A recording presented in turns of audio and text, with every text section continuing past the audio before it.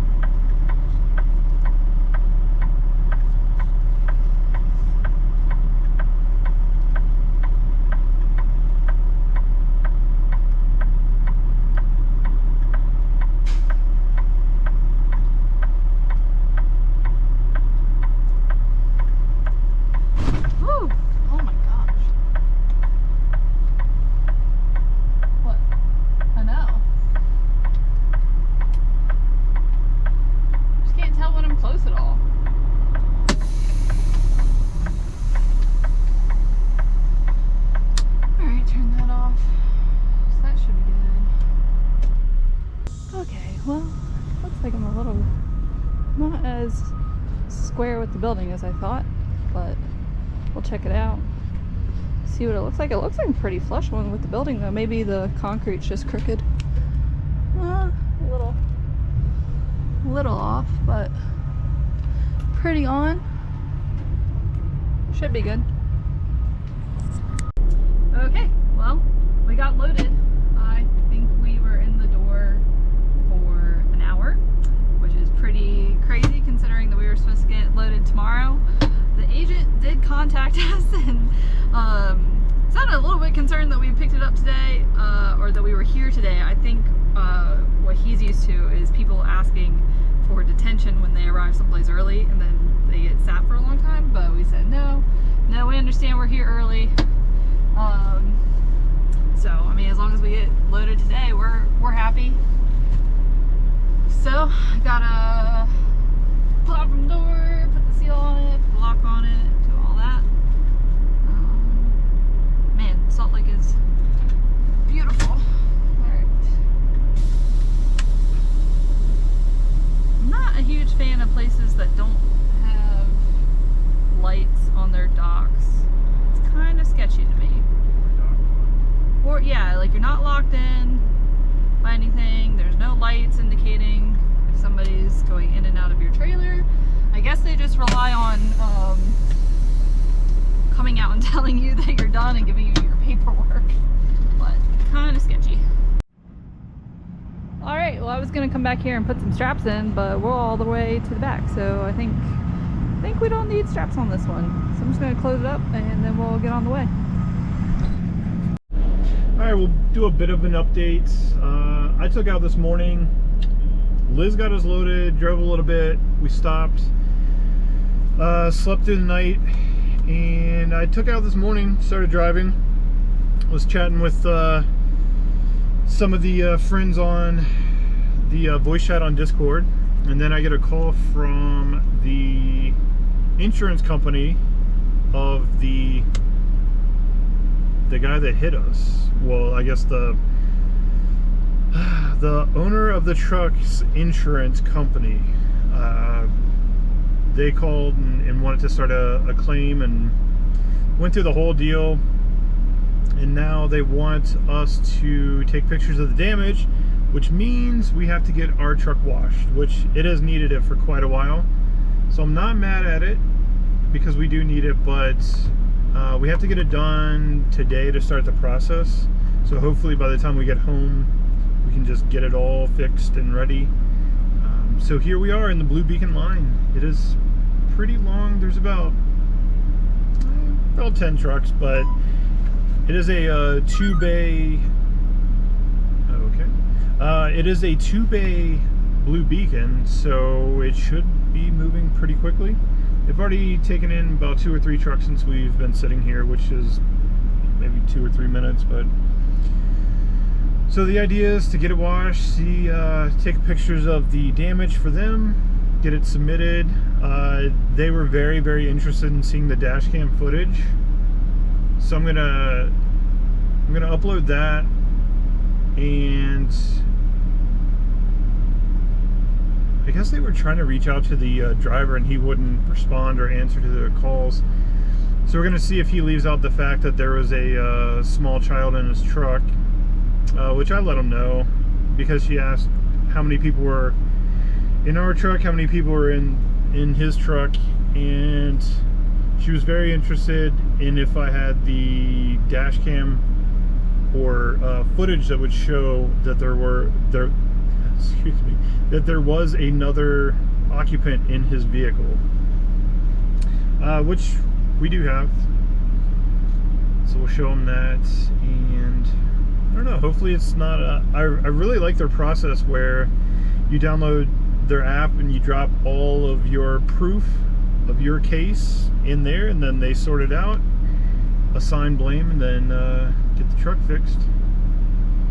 And we'll see how long it takes, how long we're down for, but we're gonna push for downtime as well. Shouldn't be too bad.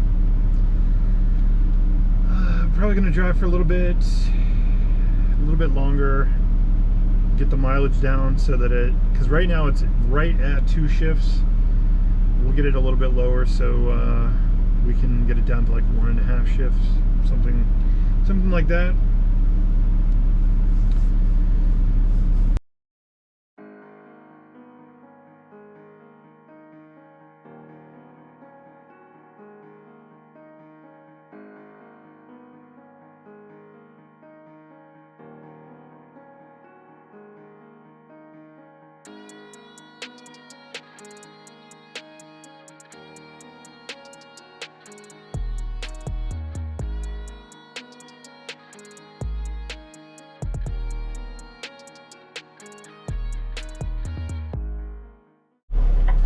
Alright, not exactly the update that I wanted to give.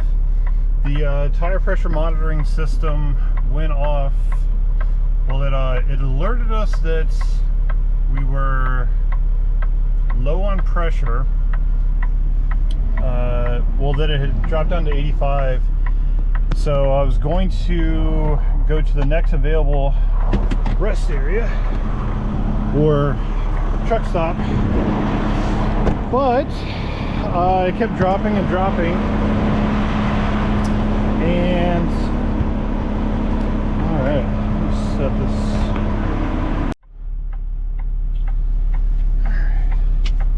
Yeah, we kept dropping pressure, so pulled over to check it out.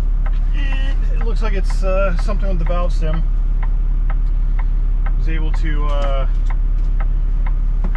take off the tire pressure monitor and kind of tighten the valve stem enough.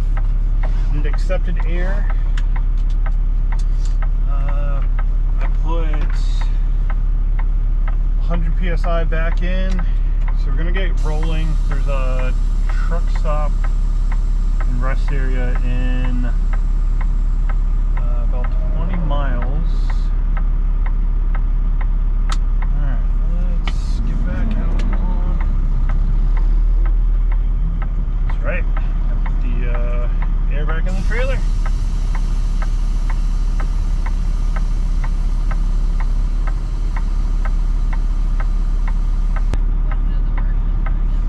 Okay.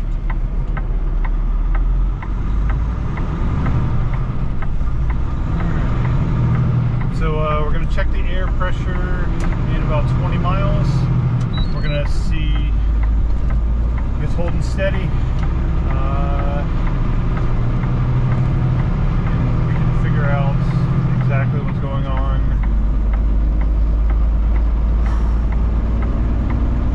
Figure out if it's that extension or the tire pressure monitor that was leaking, or just the valve stem itself. Alright.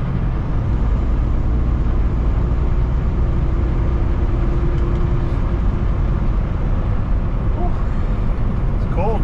Not exactly what I want to be doing at 3 a.m. But I mean, the tire pressure monitor basically paid for itself right there. If we would have kept going and the tire would have shredded. I mean, a dry tire is not cheap. It's definitely would cost us more than $400. Alright, we're going to get down the road, probably pick up when we actually deliver. We've got another 188 miles to go. Alright, we got stopped at the Pilot down the street. Went in, used the restroom, came back out, checked the tire pressure, and we're holding, so we're good. It's something in the valve stem or the valve stem extension or the sensor for the tire pressure monitor, so it's good now. Later today, maybe while we're getting unloaded or something, we'll mess around and see exactly what caused the issue, see if we can fix it or order the parts that we need to order. Well, we're gonna get down the road, finish, well, first I'm gonna finish this 30-minute break, then we're gonna get down the road and get over to this place. We're hauling bottles for diabetes patients that need dialysis. So they're clean, sanitized, and packaged, and we're hauling the empty bottles. So it's about 18,000 pounds. So we're doing pretty good on the fuel economy. Through Utah and Wyoming, I got about 9.5. Through Nebraska, Liz got about 10.2. And then now with some hills and yeah, a lot more hills, we're shooting at about 8.5, something like that. So not too bad, saving a little bit on some fuel this time. Well, it's about to be an adventure getting out of here. There's a guy parked over to our right that's blocking our exit. There is not a second exit over here to the left. There we go, that's straight. More people packing in. So we're either going to have to go through one of the pumps the wrong way, or we're going to have to go through the scale backwards to get out of here.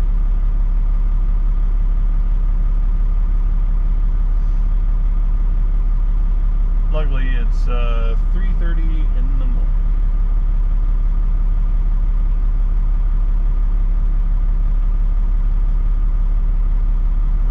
Somebody come down here. After that, we are going to roll.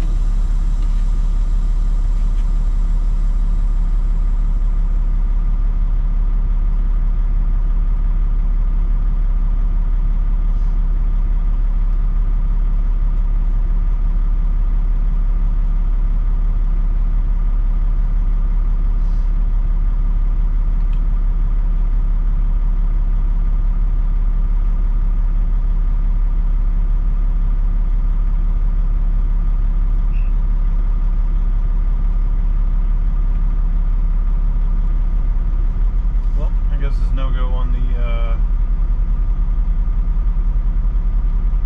going through the fuel island. Looks like somebody pulled up into the open one. He's parking next to the truck that's blocking the exit over here.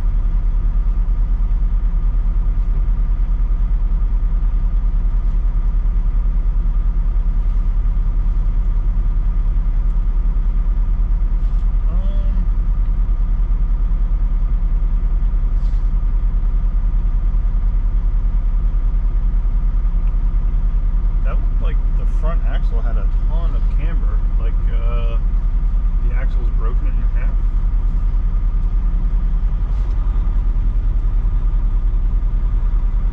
Check that out.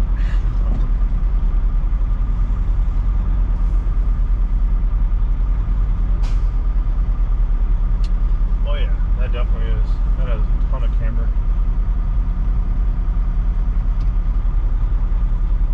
Alright.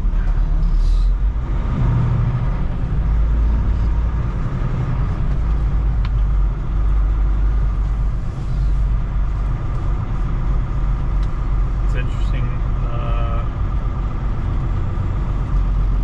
I don't know of another way that a straight axle would have so much camber other than broken parts. Alright, let's see if we can squeeze through here. Yeah.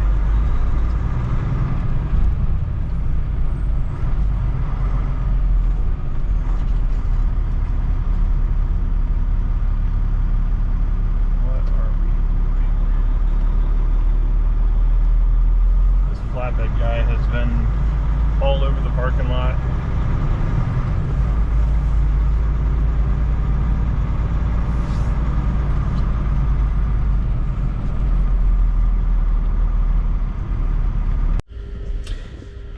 We made it. We got assigned to a door. I am tired. I think we're going to switch drivers here, and then we're gonna go pick up our surprise load that we didn't know we were gonna run up until yesterday. We got a call from an agent offering a load, and I just wanted no parts of it, so I was like, nah, we're good, we're just gonna go home. He's like, oh, are you dead heading home? I'm like, yeah, that was the plan. It's like, well, I have a load that's 36 miles from you and it's going right by your house. It's like, tell me more. And it pays a little under $4.50 a mile, so it pays for our deadhead and then some. So we decided to do it. Hopefully it doesn't turn into a mess, but if it does, we'll just drive home. So I think from here, Liz is gonna drive us over there and probably start us on the way back to Virginia. Actually, I think we'll probably get mostly there, all the way there. I'm not sure yet, but we'll pick up a little bit later. Now we'll keep going. A little bit of a tight corner with all their dumpsters.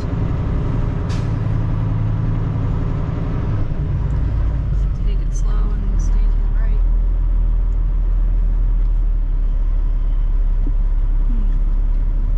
See if we'll clear this. Yeah, it should.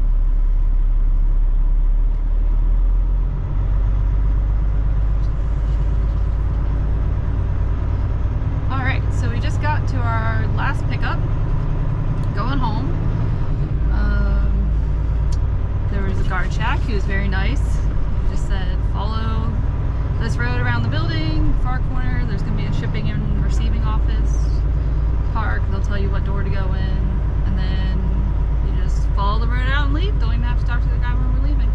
So we'll see how this goes.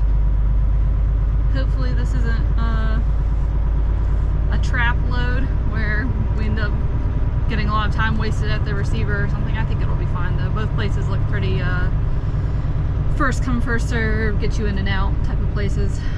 Let's see. So I think that's probably the door. Yeah, that's probably the door. Back up a little bit to the stop sign. Go in, check in, and then figure out, get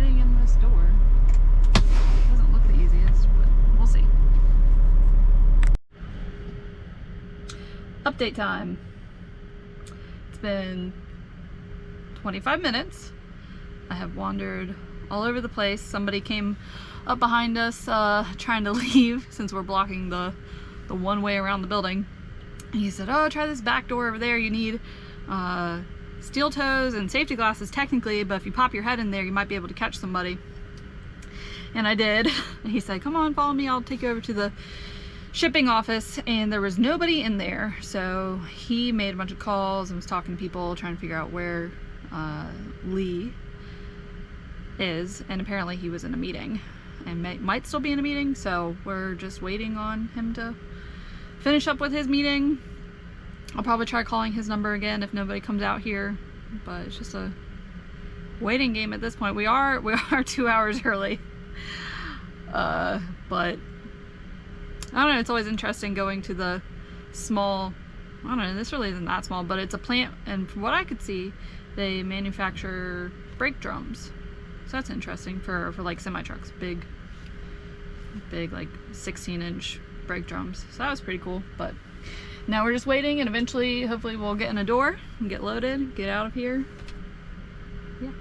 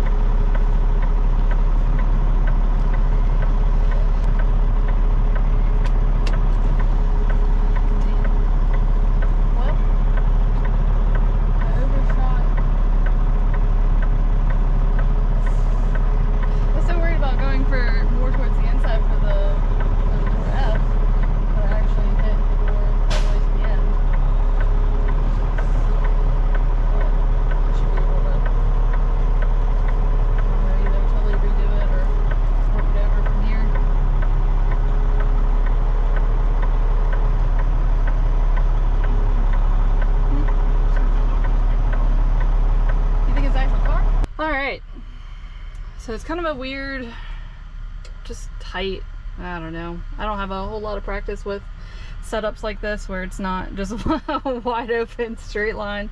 So it was probably good for me to struggle through it a little bit. But I think it was pretty good. Let's see. All right, let's check it out. And there is another truck came up behind us with a container. So I'm not sure if he's going to back into a door or not. Probably. Well, that's about as dead on as I can get it. Yeah, he is definitely. So he has a short container. He'll have an easy time. Just a little pub trailer.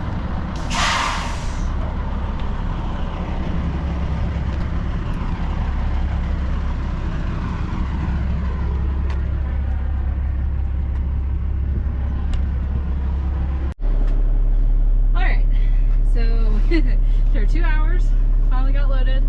I threw 2 straps in there. Do what? What are we hauling? We are hauling brake drums for Volvos, apparently. They are huge. This guy is coming up. Go ahead and leave.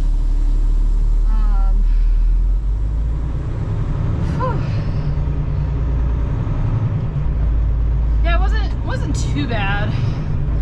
I just get impatient when we sit in the door for a while, and it takes them a while to get us loaded. Now getting out of here is going to be kind of tight. most fun coming in, but it's doable.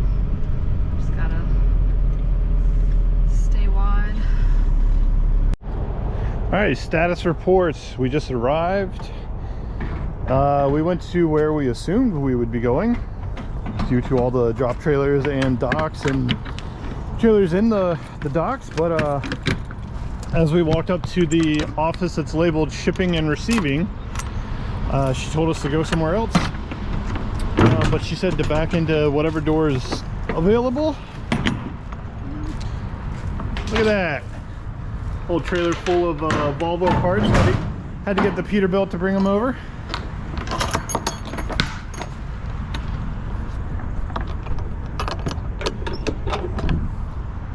Yeah, there's a few Landstar trailers over here as well.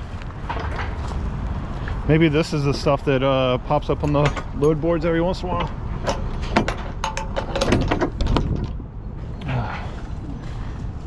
Oh, the ground's frozen, at least. They were just tight when I started. What's that? They were tight when I started. Did it loosen up? A little bit. Yeah, it just kind of happens. Okay. Those are pretty large. Yeah. Yeah. Well, I guess they're at least straps. Yeah. Yeah. All right, let's get back into a door. Breakfast. Breakfast? Yeah, I'm trying to avoid the muddy part Okay. of the ground. So. That was a slip, trip, and fall hazard there. Jumping out of a trailer. I mean, just that one time. No. I think Only if there's a curb I'm trying to reach as I'm getting out of the trailer. OSHA wouldn't appreciate you jumping out of the trailer like that. Well, how else are you supposed to get out of the trailer? They don't provide a ladder or anything.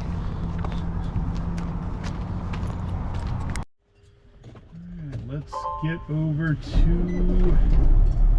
Alright, so she said down here. Yep. The docks are facing that way. She said all the way to the end Yeah. and turn left. Okay. They're perpendicular. Through the car parking. Who would have guessed?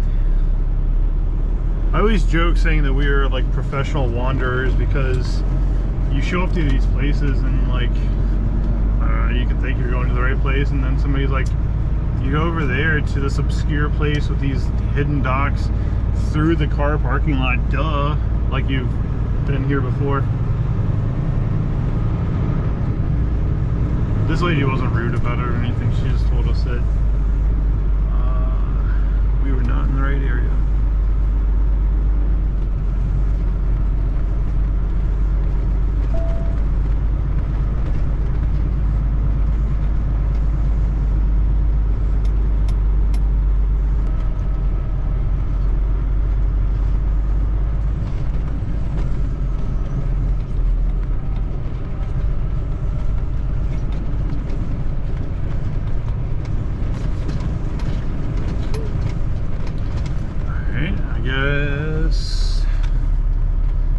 Three doors and two of them are taken.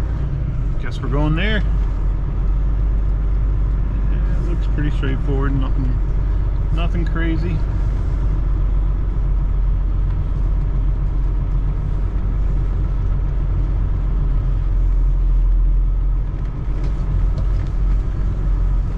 Looks like it's a way easier back than the pickup. That was a little tight. Liz did great.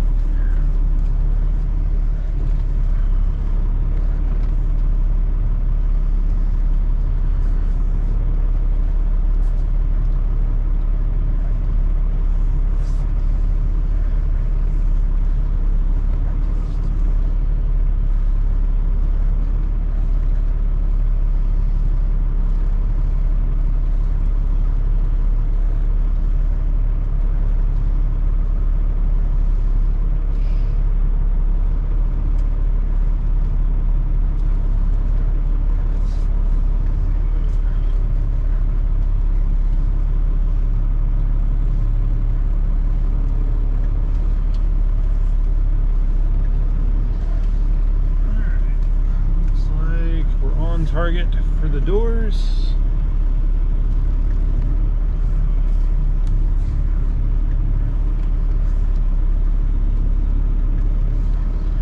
Alright, we're going uphill, so we're probably going to hit the dock pretty hard. Almost. This is pretty good. This is not fun with the... Let's take the hill assist off.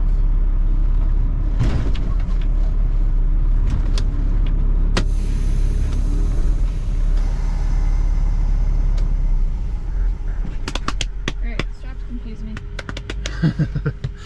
Alright, let's go check in. Alright, another update. As we were walking to go to find the office, one of the workers lifted up the gate and told us to put it in door 1. So now we put it in door 1. The other lady told us to just go in whatever empty door, but it's fine, it's fine. We can put it in door 1 just the same.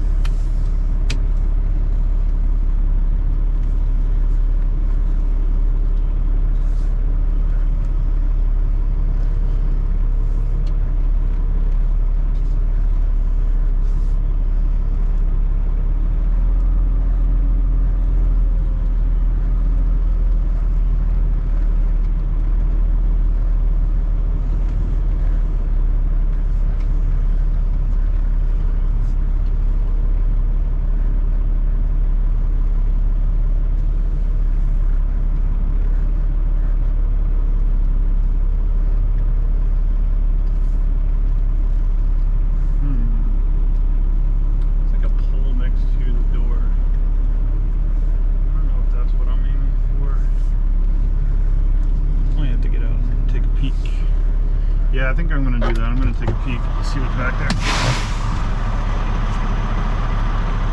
Okay. So apparently we are aiming for the poles. Which is good. I guess.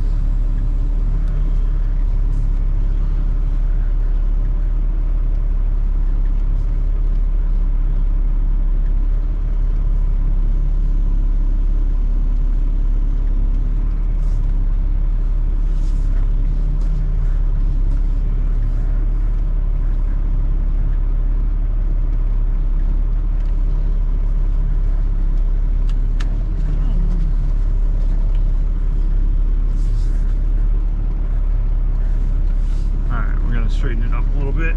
We are crooked.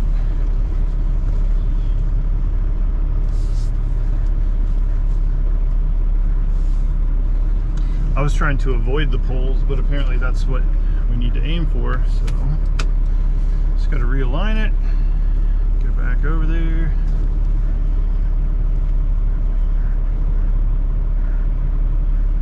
It's interesting.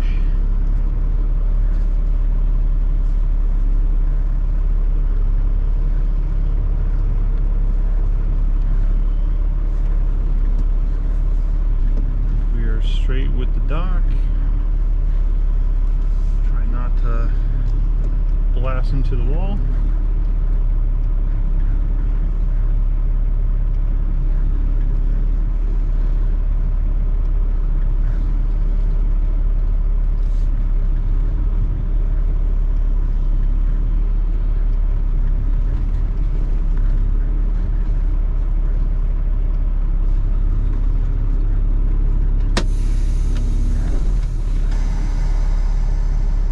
Alright, now we're going to go check in round 2.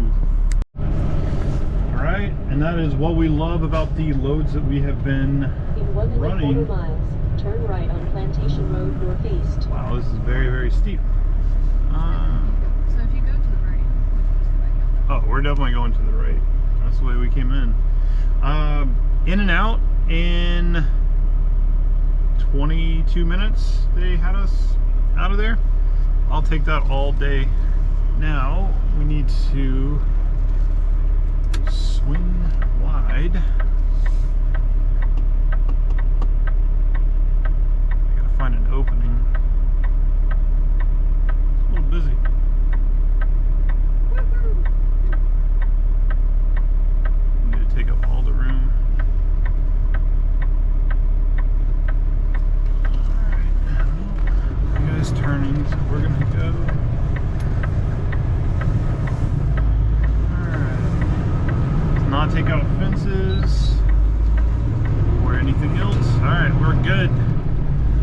get back on the road. We're heading home, actually. We're gonna take a little bit of time off, maybe get the truck fixed. I'm not 100% sure. So far the adjuster called me yesterday. They're waiting on the insurance company to accept liability, so that should happen in the next couple days. He watched the dash cam footage. He fully agrees that balancing or replacing the wheel and an alignment is not out of the question. They're looking up OEM parts for replacement, which I like, and as soon as the back end stuff gets resolved, we're gonna move forward and hopefully get the truck fixed quickly. So I'll probably pick up, I think we're gonna run down, well, I guess run up technically, and put some diesel in, and then head over to our spot to park the truck for a while. And I think I'll make an outro there. Turn right on US 460. All right, we just made it to our parking spot. We are done. We're done for a little while.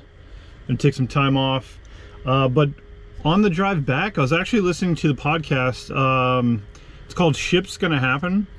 They had me on as a guest for this last episode, and I was listening to it, and they have such a killer production going on. It sounds just like what you would expect, like a morning radio show with three guys that are you know, kind of have their ear to the ground in the trucking industry.